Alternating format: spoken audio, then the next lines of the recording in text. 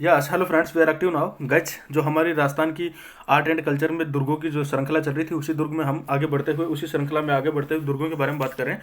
और उसमें आज बात करेंगे जालोर दुर्ग के बारे में। ठीक है साथियों, तो जालोर दुर्ग से जुड़ी हुई महत्वपूर्ण जानकारियों के बारे में बात करेंगे, उसके जो प्रमुख स्थल हैं उनके बारे में भी जानेंगे और कानड़देव चौहान के बारे में भी चर्चाएं करेंगे। ठीक है साथियों, तो बगैर देर के चलिए इस वीडियो की शुरुआत करते हैं और इसमें जानते हैं कौन कौन से प्रमुख स्थल हैं या कानड़देव के बारे में क्या क्या जानकारी है थोड़ी बहुत है, और जो जालोर दुर्ग है वो किस तरीके से हमारे लिए इंपॉर्टेंट है उसके बारे में चर्चाएं करते हैं। फर्स्ट ऑफ ऑल बात करेंगे साथियों उसके निर्माण के बारे में। सबसे पहले देखिए साथियों, आपको अच्छे तरीके से इसकी एक पिक दिख रही होगी। ठीक है साथियों, क्लियर हुआ। और इसके बाद में अब इसके निर्माण के बारे में बात करता हूँ। ठीक है साथियों, निर्माण कैसे, सबसे पहले बात करते हैं इसका निर्माण था जो नागभट्ट फर्स्ट के द्वारा करवाया गया था। इस कथन की जो पुष्टि है दशरथ वर्मा करते हैं भली प्रकार से। ठीक है साथियों, सेकंड नंबर पे इसके पुनर्निर्माण मतलब जो टूट फूट हो गई थी उसके बाद में इसका जो रिपेयरमेंट करवाया था वो प्रतिहार या परमार शासक में से कहूँ दारावर्ष ने करवाया था। इस बात की पुष्टि करते हैं जीएच ओझा। ठीक है, अब इसके संबंध में एक जाबालीपुर है, मतलब कि इसका जो उपनाम भी, या ऐसे कहूँ कि इसका जो पुराना नाम कह सकते हैं, या ऐसे कह सकते हैं इसका दूसरा नाम और बता सकते हैं। ठीक है, जाबालीपुर वो किस तरीके से, वो उसका नाम इस वजह से था क्योंकि जाबाली नामक ऋषि की ये तपोभूमि थी। ठीक है, यहाँ पे कोई जाबाली नामक एक ऋषि था और उसकी तपोभूमि के कारण इसको जाबालीपुर कहा गया। क्लियर हुआ। नेक्स्ट है कि भाई ये है कहाँ, ये सुकड़ी नदी के किनारे कांकाचल पर्वत सोनगिरी पहाड़ी पर है। कहाँ पे है, सुकड़ी नदी के किनारे कांकाचल पर्वत और सोनगिरी पहाड़ी पर है। क्लियर हुआ। इसके उपनाम यानी कि इसके जो सेकंड या अदर नेम्स भी कह सकते हैं अपन, उसके बारे में जानते हैं कौन कौन से। तो वो है स्वर्णगिरी, सोनलगढ़ और जालूर। ठीक है साथियों, कौन कौन से, स्वर्णगिरी, सोनलगढ़ और जालूर। देखिए अब आपको एक और बात बता देता हूँ यहाँ पे कि स्वर्णगिरी है वो अलग है और सोनलगढ़ है वो अलग है। ठीक है, वो कैसे कैसे, एक है स्वर्णगिरी एक है स्वर्णगिरी जो कि जैसलमेर में है, एक है यहाँ पे सोनलगढ़ है और एक है सोनारगढ़ वो जैसलमेर में। ठीक है, उसके बारे में अपन आगे चर्चाएं करेंगे, उसके बारे में आगे जानेंगे। तो यहाँ पे आपको ध्यान रखना कि इसके जो उपनाम है, या मैं ऐसे कहूँ कि इसके जो अदर नेम्स है वो कौन कौन से हैं। एक तो स्वर्णगिरी है, एक सोनलगढ़ है और एक है जालूर। ठीक है, अब जालूर क्यों है भाई, क्योंकि यहाँ पे जाल वृक्ष है उसकी सबसे ज़्यादा अधिकता पाई गई थी, इस वजह से इसको जालूर या जालोर कहा गया है। ठीक है, और इसका जो जसनाथ संप्रदाय का सबसे पवित्र वृक्ष माना जाता है, कौन सा, ये जाल जो वृक्ष है ये सबसे ज़्यादा पवित्र माना जाता है। ठीक है साथियों, क्लियर हुआ। चलिए आगे बढ़ते हैं और इसके बारे में बात करते हैं। ठीक है साथियों, जैसे मैंने आपको बताया था कि जैसलमेर दुर्ग को स्वर्णगिरी कहा जाता है, उस वाले को आपको ध्यान रखना, उसको कहा जाता है स्वर्णगिरी और ये है स्वर्णगिरी। फर्क आ गया सिंपल सा। सेकंड पॉइंट है, वहाँ पे था सोनलगढ़, ये है सोनारगढ़। ठीक है, ये दोनों डिफरेंस आपको अच्छे से याद रखने कि भाई जैसलमेर दुर्ग को स्वर्णगिरी कहा जाता है और सोनारगढ़ को जैसलमेर, मतलब कि सोनारगढ़ जो दुर्ग है वो कहाँ है, जैसलमेर में। अब इस कथन से रिलेटेड असन निजामी है, उन्होंने एक बुक लिखी है बहुत अच्छी, उसका नाम है ताज उल मासरे। ठीक है ना, उन्होंने उस बुक के अकॉर्डिंग क्या बताया है कि हिंदुस्तान में ऐसा कोई शासक नहीं था या ऐसा कोई राजा नहीं था जो जालोर दुर्ग के दरवाजे खोल सके, मतलब कि भाई ऐसा कोई था नहीं उस टाइम पे पावरफुल जो उसके दरवाजे खोल पाए। ठीक है, नेक्स्ट है इस दुर्ग में वत्सराज मतलब कि जो प्रतिहार शासक था उसने भी इसमें शासन किया। क्लियर हुआ। अब इसका एक दरबारी था, किसका, वत्सराज प्रतिहार का एक दरबारी था, वो कौन था, वो गोतन सूरी। ठीक है ना, उसने एक बुक लिखी थी, कौन सी, कोलमाला।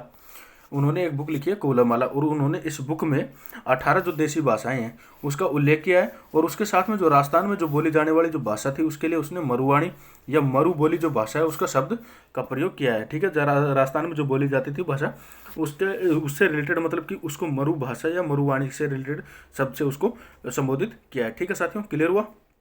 बातें करते हैं इसके बारे में आगे।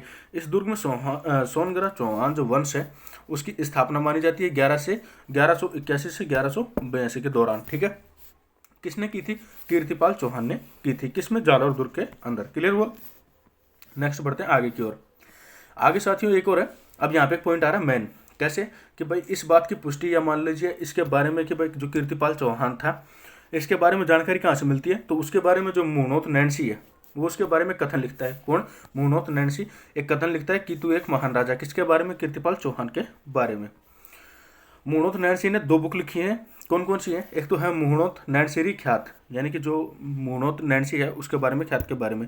सेकंड है मारवाड़ परगनारी विगत या बात। ठीक है, इसके बारे में 2 कथन है, इसको विगत भी बोला जाता है और बात भी बोला जाता है, वो सुटेबिलिटी के अनुसार देख लेते हैं। ठीक है साथियों, और इसी के साथ में जो मारवाड़ परगनारी बात है, इसको मतलब कि इसका जो उपनाम है वो क्या है, वो है राजस्थान का गजेटियर। इसको जो दूसरा जो उपनाम है वो राजस्थान का गजेटियर भी बोल सकते हैं। ठीक है ना, जो इसके बारे में कहा गया है मुहणोत नैनसी से रिलेटेड।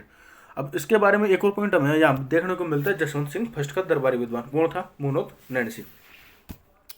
मुहणोत नैनसी को मुंशी देवी प्रसाद ने क्या कहा है, राजपूताने का अबुल फजल, मतलब कि अबुल फजल बहुत अच्छे एक राइटर कह सकते हैं। ठीक है, और ऐसे कह सकते हैं कि भाई इन्होंने एक अच्छे तरीके से इतिहास को, या मैं ऐसे कहूँ कि भाई जो बुक्स थे ना उन्होंने एक अलग ही उसको दिशा प्रदान की। इस वजह से उन्होंने इसको राजपूतानी का अबुल फजल कहा है। किसने कहा है? मुंशी देवी प्रसाद ने कहा है। किसको? मोहम्मद नैन्सी को। और तथा साथ ही राजपूतानी का सर्वप्रथम जनगणना का श्रेय दिया जाता है। किसको दिया जाता है? इसको मोहम्मद नैन्सी को। क्लियर हुआ?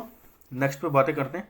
नेक्स्ट हमारे पास में अब इसके साथ में बात करते हैं कानड़देव चौहान है उससे रिलेटेड जो भी बातें हैं उसके साथ में। ठीक है साथियों, मुझे उम्मीद है कि अब तक के लिए आपको वीडियो अच्छा लगा होगा, तो इसे लाइक कर दीजिएगा, अपने दोस्तों के साथ में जरूर साझा कीजिएगा। आपकी क्या राय कमेंट बॉक्स में जरूर बताइएगा। चलिए साथियों आगे बढ़ते हैं और बात करते हैं कानड़देव चौहान की आन बान के लिए। ठीक है ना, मतलब कि ये जो दुर्ग था ये कानड़देव चौहान की आन बान शान के लिए बहुत ज़्यादा प्रसिद्ध हुआ है। अब एक यहाँ पे है पॉइंट, विरमदेव। अब विरमदेव कौन था इसके बारे में भी चर्चा कर लेते हैं। ठीक है साथियों, विरमदेव क्या था? वो था कानड़देव का बेटा। क्लियर हुआ? नेक्स्ट पे बात करते हैं। यहाँ पे 1311 में एक जोहर हुआ, वो किसने किया? जैतलदे ने किया अलाउद्दीन खिलजी के विरुद्ध। ठीक है, अलाउद्दीन खिलजी के विरुद्ध किया था जैतलदे ने। कब किया? 1311 के अंदर। नेक्स्ट पॉइंट आ रहा है, अलाउद्दीन खिलजी के जालोर आक्रमण की जानकारी है जो हमें कहाँ कहाँ से मिलती है। मतलब कि जो जालोर पर जो आक्रमण हुए हैं, ठीक है, उसके बारे में जो जानकारी है, जो जोहर है उनके बारे में जानकारी है, वो कौन कौन सी बुक्स के माध्यम से हमें मिलती है। तो जिसमें से सबसे पहले हमारे पास में आता है मोहम्मद नैनसेरी। ख्याल भी बोल देते हैं कुछ लोग, इसको ख्यात भी बोलते हैं। ठीक है, ये किसने लिखी थी? ये लिखी थी मोहम्मद नैनसी ने। ये वाली इधर वाली हैं बुक्स और ये वाले हैं हमारे पास में राइटर इनके जो हैं। ठीक है साथियों, अब बात करते हैं नेक्स्ट पर इसके बारे में कि भाई साहब अब नेक्स्ट क्या है। मोहम्मद नैनसेरी ख्यात या ख्याल भी बोलते हैं इसको। ठीक है, ये मोहम्मद नैनसेरी ने लिखी थी। सेकंड बुक्स थी वो कौन सी थी? कानड़देव प्रबंधन, जो लिखी गई थी पद्मनाभ के द्वारा। ठीक है, नेक्स्ट हमारे पास में विरमदेव फिरोजा रिबात, जिसके बारे में विरमदेव और फिरोजा के जो लव अफेयर के बारे में बातें करते हैं कि भाई वहाँ पे वो मतलब कि उनके बारे में और भी चर्चाएं थी। उससे रिलेटेड किसी अगली वीडियो में आपके पास में जरूर डिस्कशन करूँगा, पूरा एक स्पेसिफिक उसी पे वीडियो होगा। ठीक है साथियों, ये बुक लिखी है पद्मनाभ ने। 4 नंबर हमारे पास में आ रहा है कि खजाइन उल फतेह, ये किसने लिखा है? ये अमीर खुसरो के द्वारा लिखित है। ठीक है साथियों, क्लियर हुआ? अब इसी के साथ में हम आगे की ओर बढ़ते हैं और आगे की ओर इसके बारे में बातें करते हैं। इसमें जो प्रमुख स्थल है, या मैं ऐसे कहूँ कि जो मेन जो इसमें चीज़ें हैं जो देखने के लायक हैं, वो कौन कौन सी चीज़ें हैं। सबसे पहले बात करता हूँ मलिक साहब की दरगाह इसमें। ठीक है, जो प्रमुख स्थलों में गिनी जाती है। दूसरे नंबर पे आता है अलाउद्दीन खिलजी की जो मस्जिद है, जिसको तोप मस्जिद भी कह सकते हैं। ठीक है, यहाँ पे प्रारंभ में क्या था कि भोज परमार के द्वारा बनवाई गई एक संस्कृत पाठशाला थी, या मैं ऐसे कहूँ कि जो अपन उसको छोटी स्कूल के रूप में मान सकते हैं। ठीक है ना, जो कि संस्कृत पाठशाला थी उसको तुड़वा करके इसका निर्माण करवाया गया है। ठीक है, किसका? जालोर दुर्ग का। तीसरे नंबर पे है हमारे पास में मतलब कि हाँ सॉरी, उसके बारे में बात कर रहे थे हम। जालोर दुर्ग नहीं आएगा, सॉरी, वहाँ पे आएगा कि भाई साहब जो एक की जो मस्जिद है, ठीक है, वो कब बनी थी? संस्कृत पाठशाला को तुड़वा करके वहाँ पे बनी है। ठीक है, नेक्स्ट है हमारे पास में फिरोजा मस्जिद है जो वो। ठीक है, और एक हमारे पास में रानी महल है, इसके बारे में हमें चर्चा करनी है। नेक्स्ट हमारे पास में आशापुरा माता मंदिर, और सोनगढ़ चौहानों की कुलदेवी माना जाता है। किसको? आशापुरा माता को।